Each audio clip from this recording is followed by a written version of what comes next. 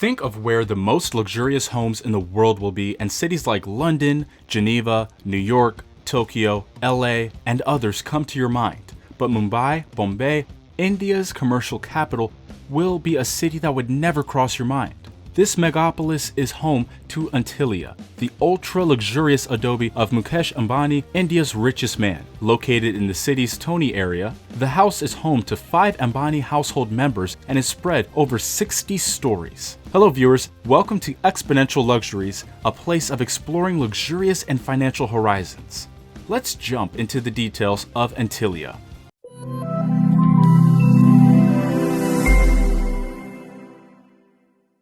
Designed by Perkins & Will, it was built in 2010.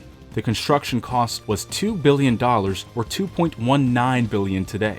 Although some people, including the owner, are proud of having it color Mumbai's skyline, few of them think that it is such a shameful contrast to the surrounding poor slums.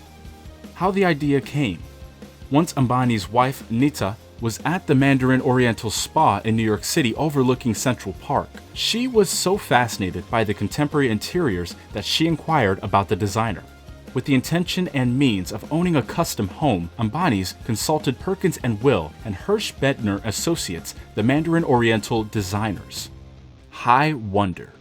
Due to its magnificent height, Antilia towers on the skyline of Mumbai, like a cloud-covered tower made of fine glass. It's a 27-storied tower, taller than any standard 50-storied skyscraper. Some of the floors of this 570-foot-high building are double or triple the average height.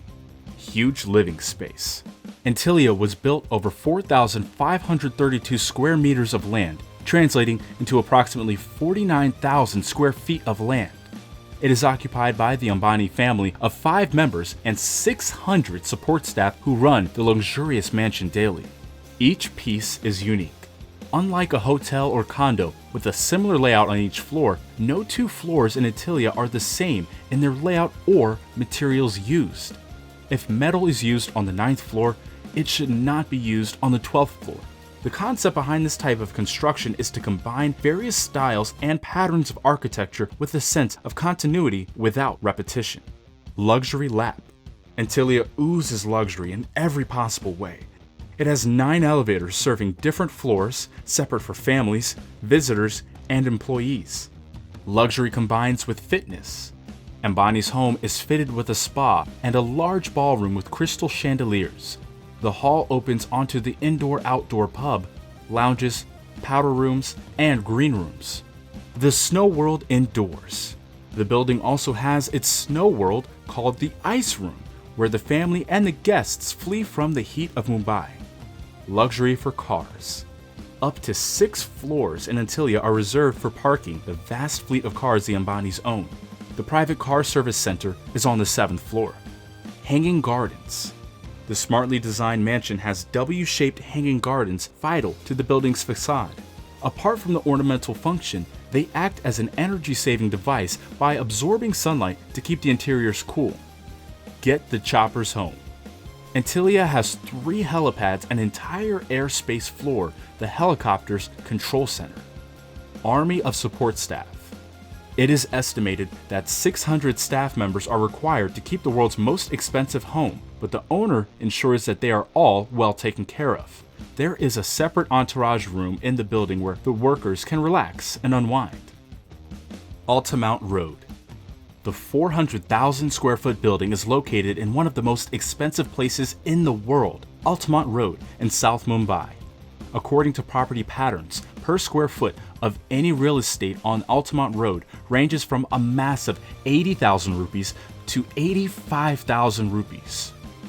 Massive in scale.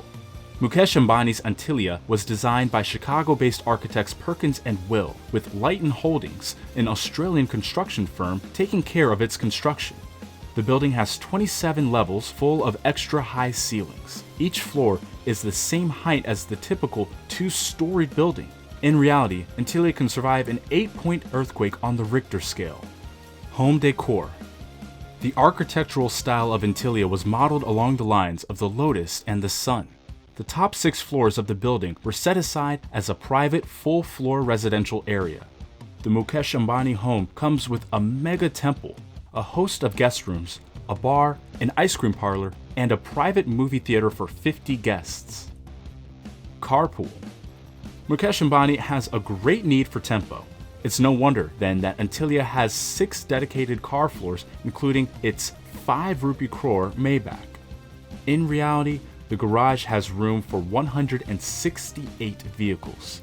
The South Mumbai building has a dedicated car service station on the 7th level. Speaking of the need for pace, Antilia also has 9 high-speed elevators, each allocated to different floors. Antilia helps beat the heat. The rainy Mumbai summer takes a lot of time to get used to, but there's a snow space for Mukesh Ambani and his family to help them beat the heat. The walls of this dedicated space in the mansion spit out man-made snowflakes. The new residence of Mukesh Ambani, India's richest man and chairman of Reliance Industries, is reported to be the second most costly residence in the world after Buckingham Palace. In luxury and extravagance, the mansion, called Antilia, is the absolute pinnacle, and we have all of the blindingly decadent information for you. By far, the most expensive house on this list, to give you an idea. You might afford to buy several houses on this list for the price of Antilia. This thing is certainly not worth the price tag. Although it was designed by the forward-thinking Chicago architects Perkins and Will and features a temple, a sanctuary, a home theater, 3 helipads, and a garage room for 168 vehicles, it is unlikely that any house will ever be worth $1 billion. The house is 400,000 square feet, but instead of being flat and big, it's a 27-story skyscraper like a ranch. Compared to London's penthouse, here, square feet are just at $2.50 a piece. A lot more bang for your buck. Now we take an overview of Mukesh Ambani and his wealth. His net worth, $78.3 billion, and his source of wealth, diversified. Education, a Bachelor of Science in Engineering at the University of Bombay. He was a dropout from Stanford University. Born in Aden, the colony of Aden in Yemen, Dhirubhai Ambani and Kokilabin Ambani, he has 2 sisters and a younger brother. His family lived in a small 2-bedroom apartment in Bhuleshwar, Mumbai, and now they live in a 14-story apartment block named Sea Wind in Colaba. Growing up, he attended Hill Grange High School on Petter Lane, Mumbai, alongside his brother. He graduated from the Institute of Chemical Technology, Matunga, and earned a Bachelor of Engineering in Chemical Engineering. Later, he went to Stanford University for an MBA, but dropped out to help his dad develop dependence.